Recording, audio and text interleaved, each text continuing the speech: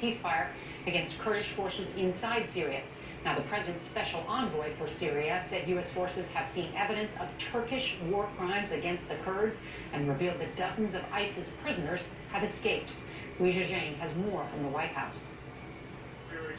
President Trump applauded himself for what he called a permanent ceasefire in northern Syria. This was an outcome created by us, the United States, and nobody else. The president sanctioned Turkey after it invaded earlier this month. Vice President Pence negotiated a ceasefire, but Turkey only agreed to completely stop the attack after striking a deal with Russia. The deal requires Kurdish forces to abandon the area, which they had controlled with the help of American troops, until Mr. Trump pulled them out about 2 weeks ago. Now Turkey, Syria, and others in the region must work to ensure that ISIS does not regain any territory. Republican Senator Lindsey Graham, usually an ally of the president, said that was not a solution.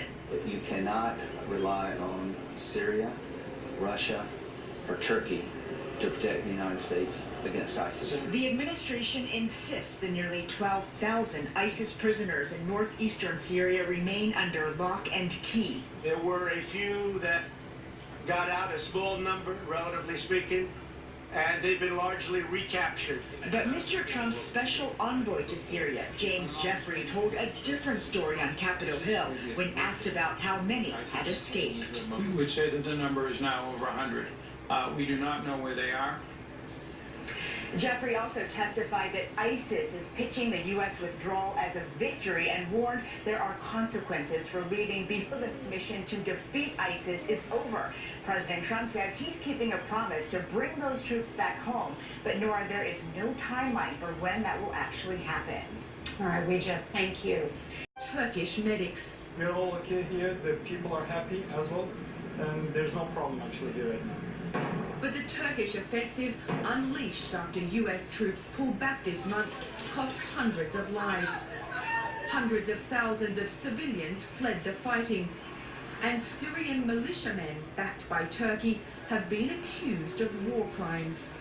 Just 3 weeks ago, Kurdish-led forces allied with the U.S. were in control of this stretch of territory. Now the Turkish military is in control. Kurdish fighters, who were U.S. partners in the battle against ISIS, say they've been betrayed by America. For now, the fighting has stopped.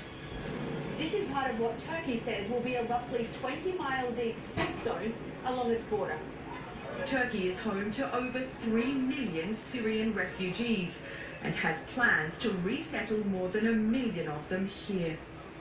As for the Americans, President Trump confirmed today that the U.S. does have plans to keep a small number of troops in eastern Syria to protect oil fields there.